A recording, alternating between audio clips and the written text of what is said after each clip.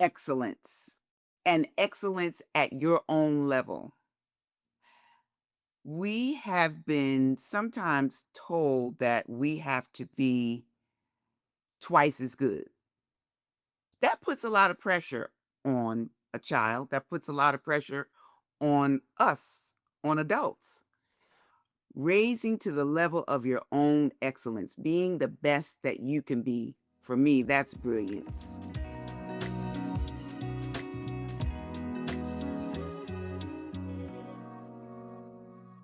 Welcome to Brilliance Out Loud, where we center conversations about identity, growth, and the brilliance of Black boys at every stage of life. Today's episode is special because I'm joined by my friend, KP Carter, Catherine Carter, who is an author, literacy advocate, and mother of two adult sons. We're talking about raising boys into men, the power of literacy, and what it means to nurture brilliance over time. KP, thank you for being here.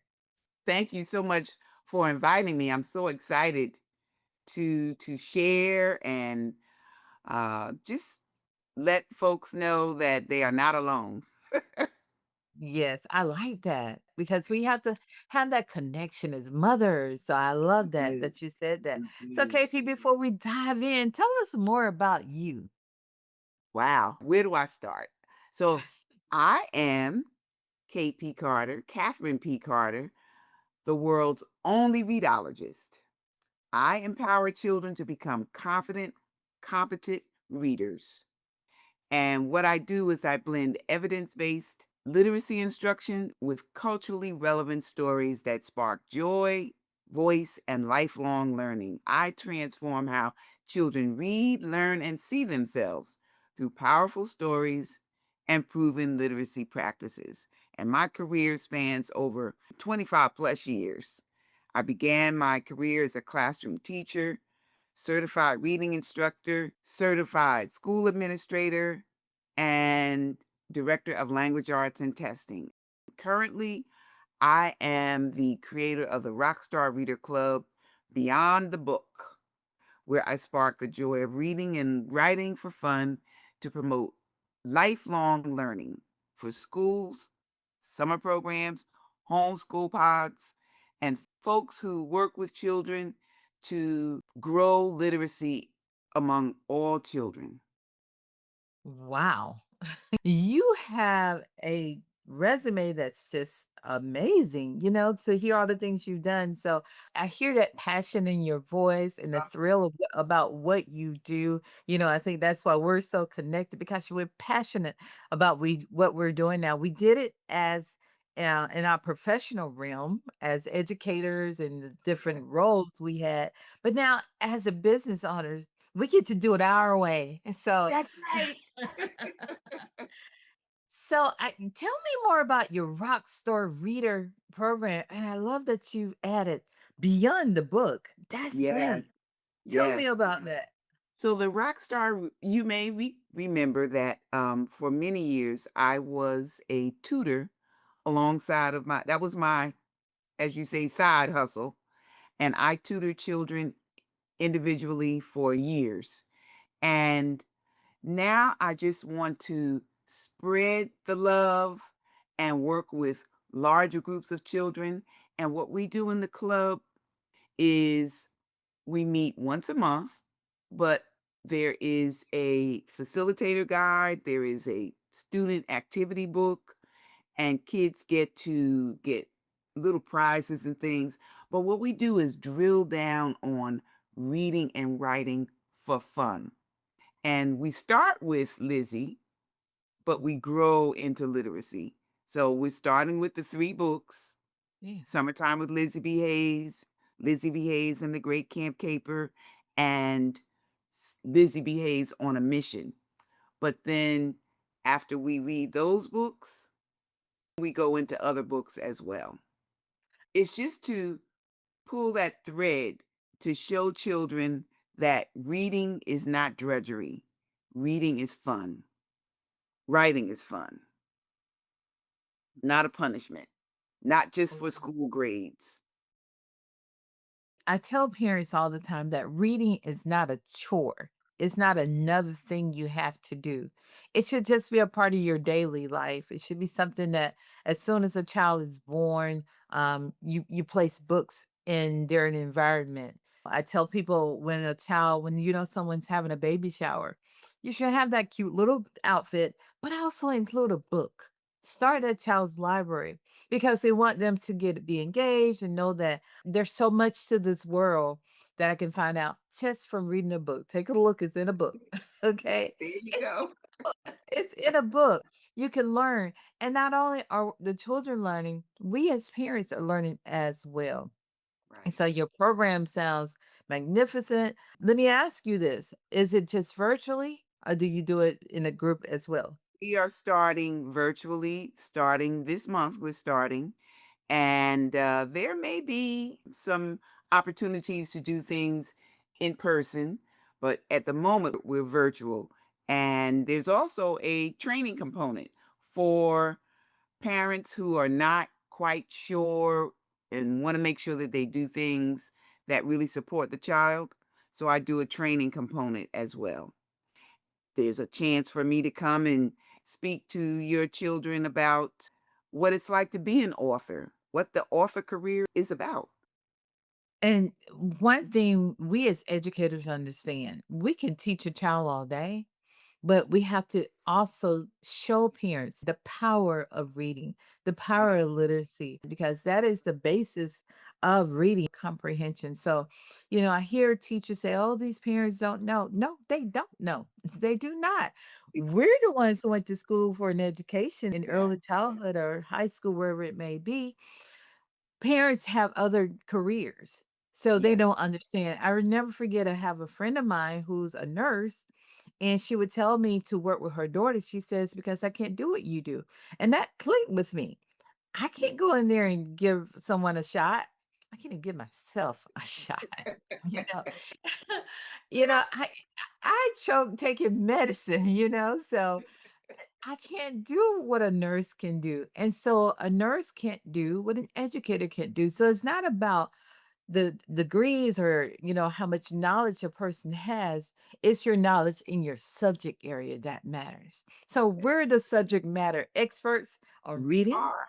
on literacy. So we have to share the knowledge with the children as well as with the parents. So I love that you have that additional component to what you're building as well with the rock star reading beyond the book. Beyond the book. Yes. Beyond the book.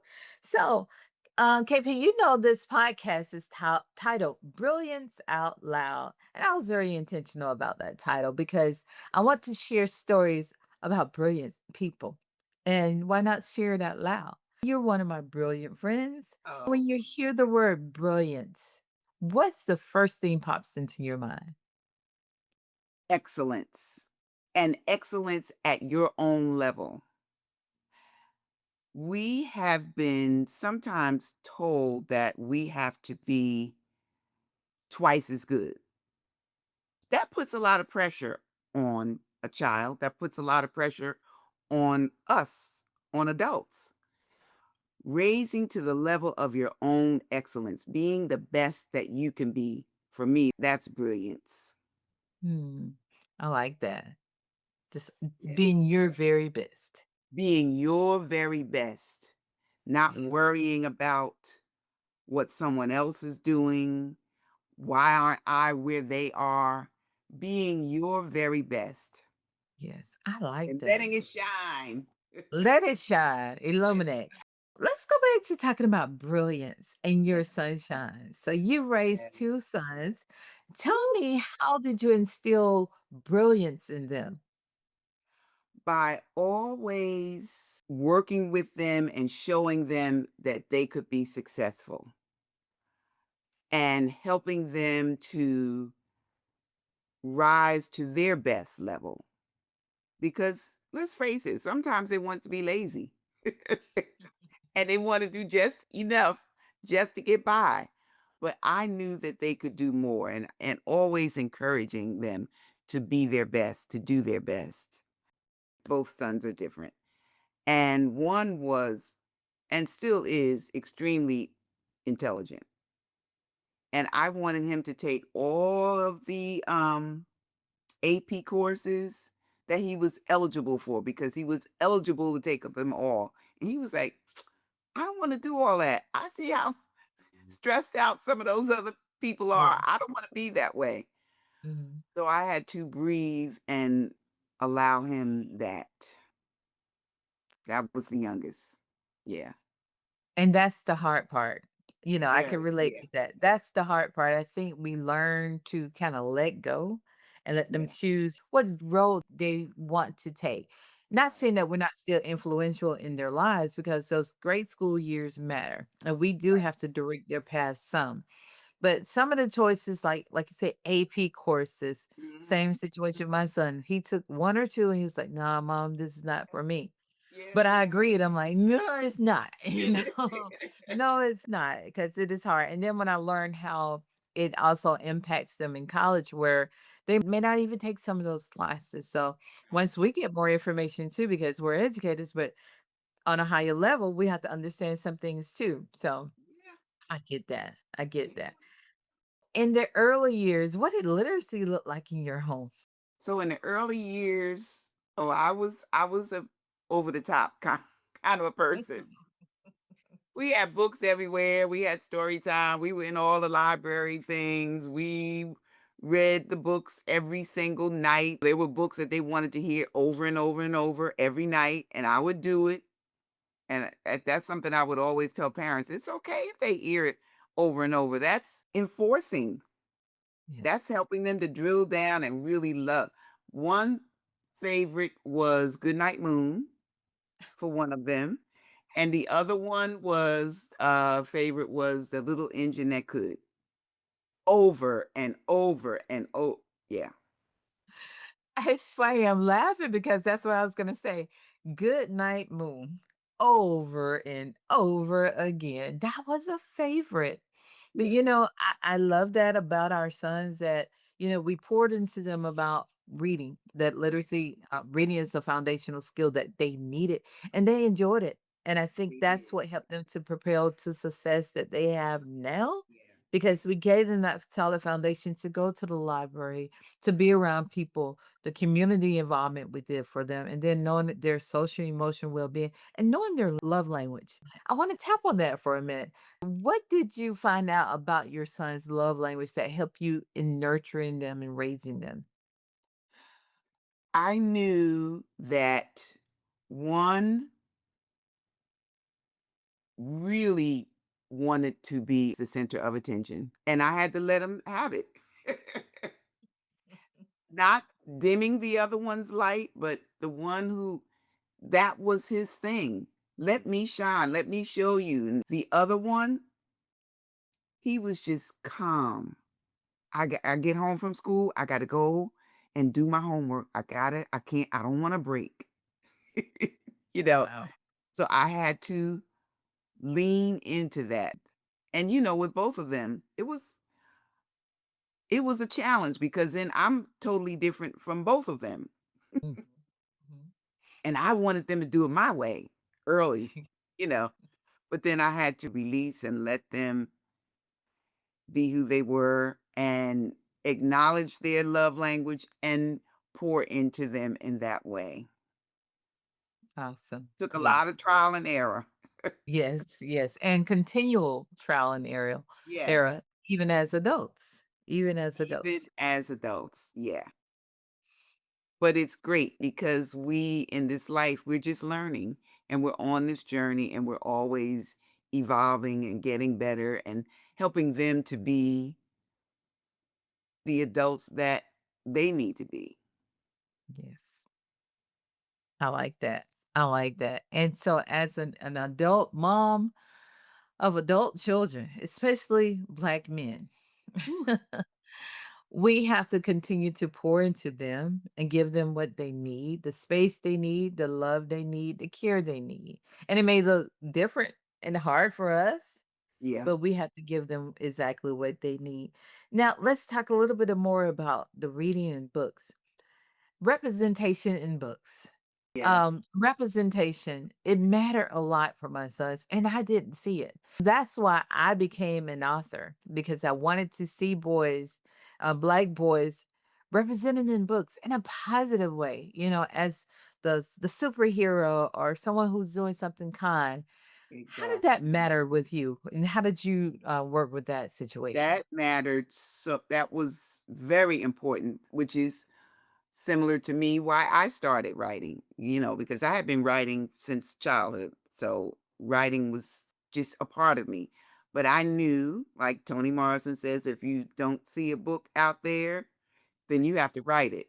My oldest, his favorite book was Jamal's Busy Day. Mhm. And oh my gosh, that was a little black boy just being himself, going Mhm. to school and doing things. Just black boys doing regular things. Regular things. Mhm. Mhm. And we didn't see that as No, much. Now it's no. more popular now. We It's see a more lot popular of it now. now. Yeah, and I'm excited about that. Excited to see that we are both are a part of what we wanted and that is flourishing now. So we will continue to do the work and continue to ensure that Black boys are seen, they're heard, and they're mentioned in books on in media and everything in a Right. positive light In a because there's so many negative vibes and negative connotations about black boys, but we know we raise amazing sons, That's and we right. want to help others raise amazing sons as well, boys who are Exactly. academically, socially, and emotionally well. That's what you and I are doing through your That's program and also through my program. And speaking of that emotion, in my program, I speak of what's called the brilliant breath. It's based on being brave, bold, and brilliant. yeah. And so I teach sons, and I didn't do it with my sons, so to speak, but I always, told them to pause and think about it. But we talk about taking a brilliant breath where you just calm your body down, regulate your mind. How did you help your boys when they had emotional trauma, just some things happening as a young son and then as an adult? Similar to what you are describing, but I would go with them into their room and turn the lights out, close the blinds, shut out all the distractions, and just be in silence. And that helped them to regulate themselves Mhm, mhm, mhm. because otherwise they'll just spin off. Right. They'll just spin off. But that going into a dark room in silence really helped. It really did. And another thing I would do was go outside. Mhm. Just go out into the yard and just be outside or take the dog for a walk. We had a big dog. And things like that that just calm down and get back to his center. Yes. Yeah, Mhm. Emotional regulation. That is something that parents need to understand that it's okay for boys to express their feelings. it is. It's it's okay for them to get mad and cry but we have to Exactly. teach them how to regulate, how to get back in their zone of resilience when they get Yes. a little anxiety or when they get depressed Yeah. because we do it. My main thing is being a listener. And I learned differently from both my sons. I've learned to be a better listener.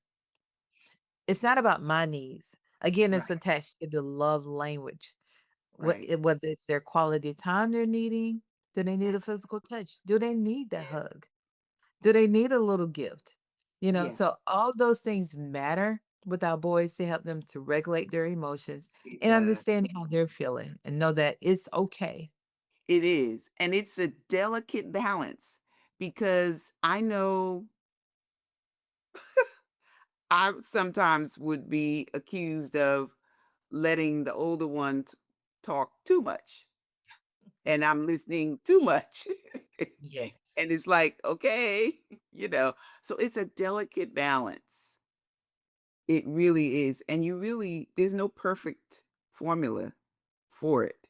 None. None. There's no perfect formula, but you have to release the pressure of remembering how you were raised Mhm. Mhm. because it's a different day for them. Yes.